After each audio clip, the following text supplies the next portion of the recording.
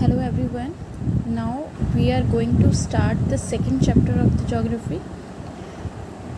ये वाला जो चैप्टर है, इस चैप्टर में हम स्टार्ट करेंगे लैटिट्यूड एंड लॉन्गिट्यूड्स के बारे में डिस्कशन।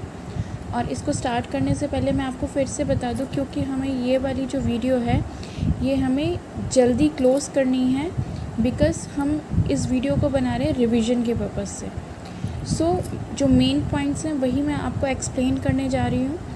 अलॉन्ग विद दिस जो एग्ज़ाम्पल्स हैं, जो इम्पॉर्टेंट एग्ज़ाम्पल्स होंगे वो मैं आपको श्योरली इन्फॉर्म कर दूँगी, बता दूँगी कि कैसे हम इसमें आगे बढ़ेंगे। But I would suggest you कि आप इसको इसी पर्पज़ से देखें कि आप जल्दी से रिवीजन कर सकें इसका। And this is for everyone, अगर कोई गवर्नमेंट एग्ज़ाम्स की भी प्रिपरेशन कर रहा है या फिर अगर कोई अपनी नॉर्मल स्टडीज़ में भी इसको इंक्लूड करना चाहता है तो वो कर सकता है। हम इसे स्टार्ट करते हैं गाइज। लैटिट्यूड एंड लॉन्गिट्यूड्स के बारे में डिस्कशन है। जैसे कि आपको पता है हमारा जो प्लैनेट है अर्थ, ये एक स्फेयर नहीं है, ये फ्लैटन नहीं है। नॉर्थ और साउथ पोल जो हैं इसके वो राउंडेड शेप में है, और आप ये कह सकते हो कि मिडिल में से वो थोड़ा उठा हुआ है, यानी कि बल्जेस में दिखता है, राइट। एंड मैं आपको बताना चाहूँगी कि जो ग्लोब्स है हमारा, वो उसको हमने अर्थ के रिजेम्बलेंस में बनाया है। इसका साइज़ और टाइप जो है वो थोड़ा बड़ा होता है, साथ में ये इजीली हम इस फॉर्म्स में भी आ गए हैं अब ग्लोब, जिन्हें हम पॉकेट में भी कैरी कर सकते हैं। बलून्स की शेप में होता है, काफ़ी हैंडी होता है। इसमें हम इजीली चेक कर सकते हैं कि हमारी जो अर्थ है उसमें कौन सा कंट्री कहाँ पर लोकेटेड है, राइट। तो बेसिकली ग्लोब का जो यूज़ है वो इसीलिए ही होता है।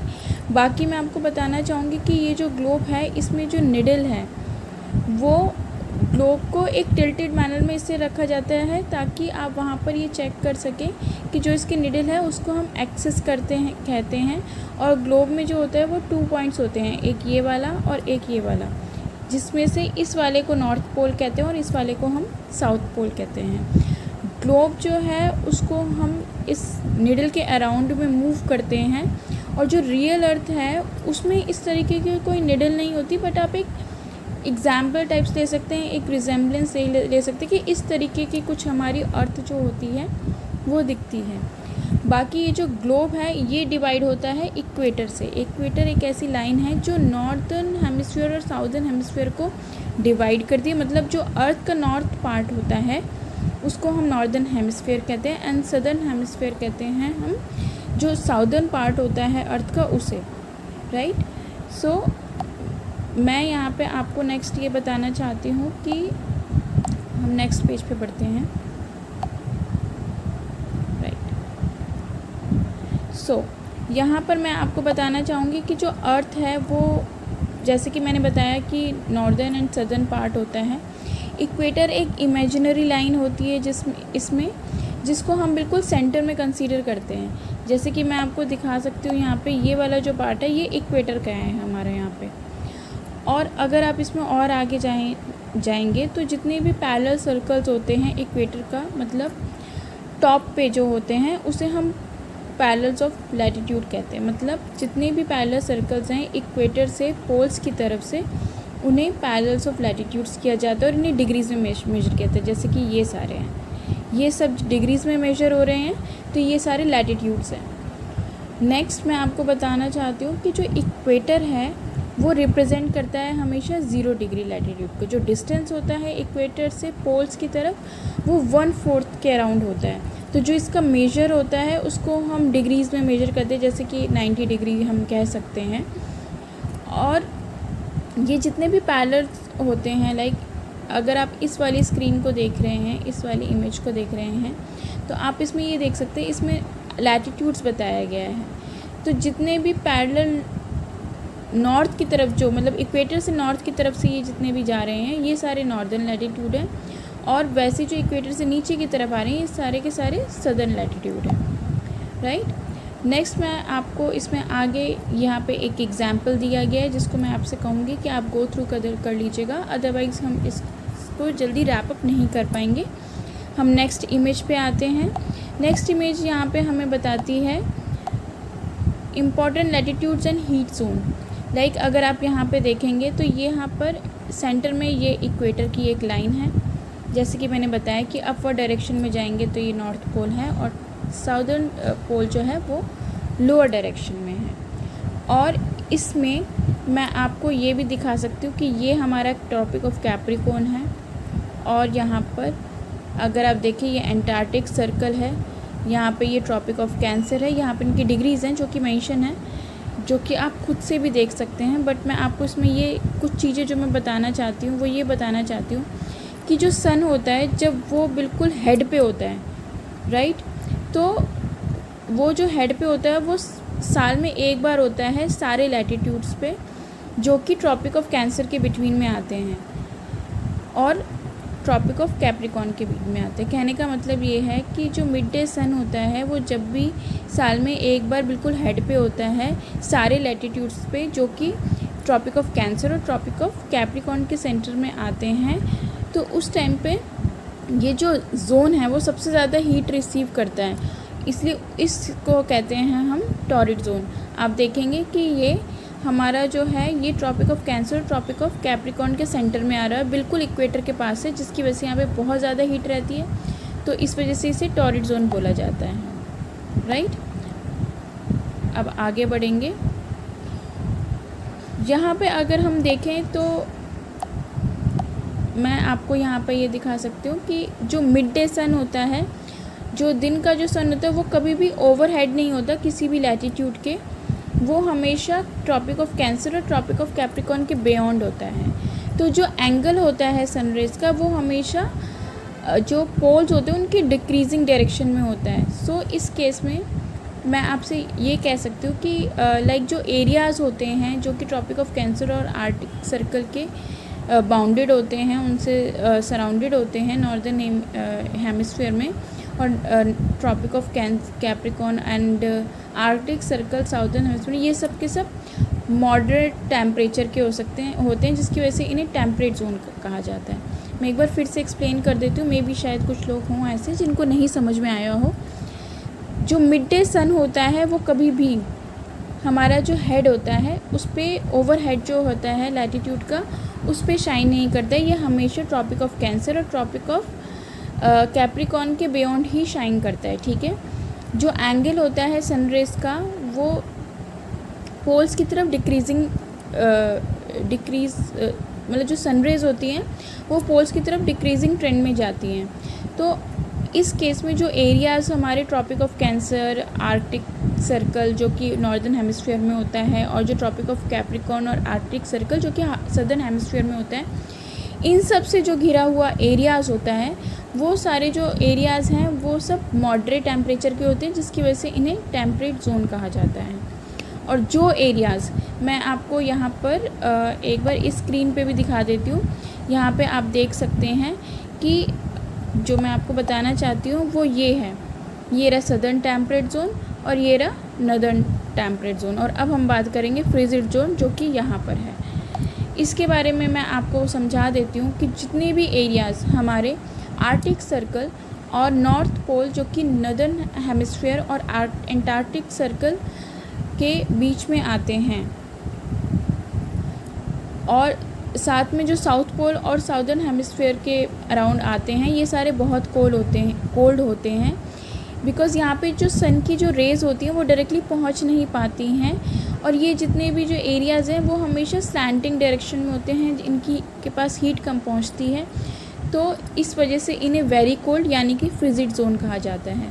एक बार फिर से बता देती हूँ, जो भी एरियाज़ हमारे आर्कटिक सर्कल और नॉर्थ पोल जो कि नॉर्दर्न हेमिस्फीयर में है, साथ में अंटार्कटिक सर्कल और साउथ पोल जो कि सदर्न हेमिस्फीयर में है, यहाँ पर लाई करता है, यहाँ पर आता है, ये सारे एरियाज़ बहुत कोल्ड होते हैं क्योंकि यहाँ पर सन रेज़ इतना ईज़िली नहीं पहुँच पाती है, जिसकी वजह से इन एरियाज़ को फ्रिजिड जोन कहा जाता है। अब हम आगे बढ़ते हैं लॉन्गिट्यूड्स की तरफ। सो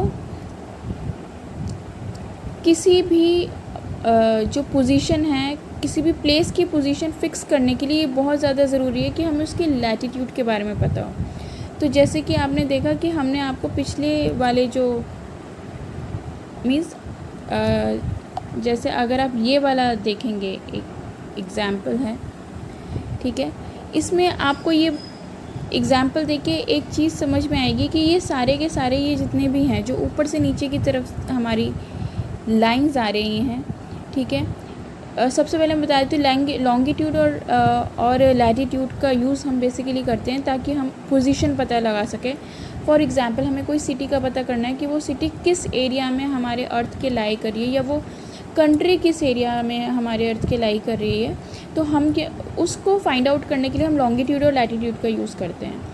यहाँ पे आप देखेंगे इसमें भी नॉर्थ पोल होता है और इसमें साउथ पोल भी होता है, ठीक है। अब इसमें अगर आप देखेंगे कि इसके थ्रू हम ये पता लगा सकते हैं कि ये सारा जो पोर्शन है ये हमारा वेस्ट में पड़ रहा है और ये सारा पोर्शन है ये हमारा ईस्ट में पड़ रहा है। और साथ में इससे हम ये पता लगा सकते हैं कि हमारी कोई भी कंट्री या कोई भी सिटी वो कितना हमारे अर्थ के वेस्ट में है और कितना हमारे अर्थ के ईस्ट साइड में फॉल कर रही है, राइट। सो ईस्ट और वेस्ट जो ये प्लेसेस हैं इनके थ्रू हम नॉर्थ पोल से साउथ पोल का जो रेफरेंस है वो लेके इन लाइंस के थ्रू हम डायरेक्शंस का पता करते हैं कि हमारा पर्टिकुलर प्लेस कहाँ पड़ रहा है, और इसे कहते हैं मेरिडियंस ऑफ लॉन्गिट्यूड। सो ये इसको कहते हैं मेरिडियंस ऑफ, जितनी भी आपको लाइंस दिख रही हैं ये सब लाइंस जो हैं वो हमारी मेरिडियंस ऑफ लॉन्गिट्यूड हैं, राइट। नेक्स्ट पेज पे चलते हैं। सो इस पेज पे जो हमने बताया है कि जो डिस्टेंस होता है इन सब डिग्रीज़ का, इन सब को कहते हैं लॉन्गिट्यूड।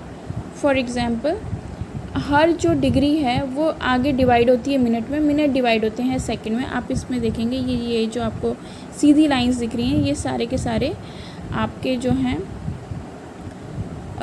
ये सब आपके लॉन्गिट्यूड हैं और ये सब के सब डिग्रीज़ में डिवाइडेड रहते हैं। आप इनके थ्रू मिनट और सेकंड का भी पता लगा सकते हैं। ये सब हमारे सेमी सर्कल्स बनाते हैं, ये डिस्टेंस बनाते हैं जो कि डिग्रीज़ में ज़ीरो से पोल्स की तरफ या मेरिडियंस के को क्रॉस करते हुए जो मतलब मेरिडियंस के थ्रू जो लाइंस बना रही हैं इससे हम ये आइडेंटिफाई करते हैं। नेक्स्ट है पैरेलल ऑफ लैटिट्यूड।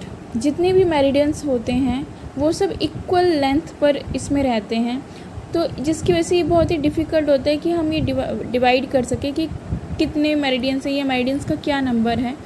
इसलिए जितनी भी कंट्रीज़ हैं उन्होंने ये डिसाइड किया कि हम इसको काउंट करेंगे। तो जितनी भी लाइंस हमारी मेरिडियन से पास होती हैं, जिसको कि हम ग्रीनविच भी बोल सकते हैं, जहाँ पर जिसको ब्रिटिश रॉयल ऑब्जर्वेटरी ने लोकेट किया है, इसको कहते हैं हम प्राइम मेरिडियन। तो अगर आप यहाँ पे देखेंगे ये जो आपको दिख रहा है ये हमारा प्राइम मेरिडियन है। इसकी वैल्यू 0 रहती है। हम इसे 180 डिग्री ईस्ट और 180 डिग्री वेस्ट की तरफ काउंट करते हैं चीज़ों को, जितने मतलब जो भी हमें लोकेशन कंसीडर करनी पड़ती है। बाकी मैं आपको बताना चाहूँगी यहाँ पे नीचे एक एग्जांपल दिया गया है। इन केस आप डिटेल में पढ़ना चाहते हैं तो मैं आपको रिक्वेस्ट करूँगी प्लीज़ आप NCERT की PDF को गो थ्रू कीजिए। ये PDF आपको ईज़िली अवेलेबल हो जाएगी। आपके गूगल पे आप सर्च कर सकते हैं ज्योग्राफी NCERT PDF। आगे बढ़ते हैं। ये हमारा वर्ल्ड का मैप है। इस मैप में हमारे जितने भी टाइम जोन्स हैं उन सबको डिवाइड किया गया है। आप देखेंगे इसमें हमने डिवाइड किया है लैटिट्यूड में, ये सारे लैटिट्यूड्स हमने इसमें शेयर किया हुआ है। तो ग्लोब पे जब ये होता है तो पूरा राउंड होता है, बट जब हम इसे प्रिंट करते हैं पेज में तो वो इसी फॉर्म में दिखता है। नेक्स्ट है हमारा लॉन्गिट्यूड एंड टाइम। जो बेस्ट तरीका है टाइम को मेज़र करने का, अर्थ का, मून्स का, प्लैनेट का, ठीक है। तो अगेन मैं फिर से बताना चाहूँगी कि जो बेस्ट तरीका है टाइम को मेज़र करने का वो यही है कि हम मूवमेंट को कंसीडर करें अर्थ, मून और प्लैनेट्स की। जो सन है वो रेगुलरली राइज करता है, सेट करता है डेली नेचुरली। सो इसमें बेस्ट टाइम कीपर जो होता है वो वर्ल्ड का वो लोकल टाइम होता है। आपने कई जगह देखा होगा कि जो इंडिया का टाइम है वो हम IST में डिफ़ाइन करते हैं, जैसे कि यहाँ पे लिखा है। इसमें हम क्या करते हैं, हम लॉन्गिट्यूड को लेते हैं जिसको हमने बिल्कुल स्टैंडर्ड मेरिडियन, जैसे कि यहाँ पे आप देख रहे हैं हमने लॉन्गिट्यूड लिया है, स्टैंडर्ड मेरिडियन यहाँ पे हमने लिया है और हमारे इंडिया के टाइम को हमने उसके अकॉर्डिंगली डिवाइड किया है। इसी तरीके से सभी कंट्रीज़ का एक स्टैंडर्ड टाइम होता है जिसे माना जाता है कि इस टाइम इस कंट्री में ये पर्टिकुलर टाइम हो रहा होगा, तो ये इसी चीज़ को ये स्टैंडर्ड टाइम कहा जाता है। सो गाइज़ अभी ये हमारा सेकंड चैप्टर जो है वो क्लोज़ हो गया है। अगेन मैंने एग्जाम्पल्स को ज़्यादा डिस्क्राइब नहीं किया है, जस्ट बिकॉज हमने ये जो सीरीज़ बना रहे हैं हम, या फिर हम जो ये चैप्टर्स कवर कर रहे हैं, हमारा मेन मोटिव यही है कि हम इसे फ्रिक्वेंटली जल्दी कवर करें, just for a revision purpose. फिर भी मैं आपसे ये कहूँगी, इन केस अगर आपको किसी भी तरीके का असिस्टेंस चाहिए या फिर आप इसको और डिटेल में पढ़ना चाहते हैं, देखना चाहते हैं, आप प्लीज़ NCERT को बुक्स PDF को सर्च कीजिए गूगल पे, वहाँ से आप डाउनलोड करके इसे रीड आउट कर सकते हैं, या आपके आसपास जो भी 6th क्लास का स्टूडेंट हो या जो भी हो, वहाँ से आप इसको डिटेल में पढ़ सकते हैं। And thank you so much guys for everything. And in case अगर आपका कोई क्वेश्चन हो तो आप प्लीज़ मुझे शेयर कर सकते हैं। Thank you so much for everything.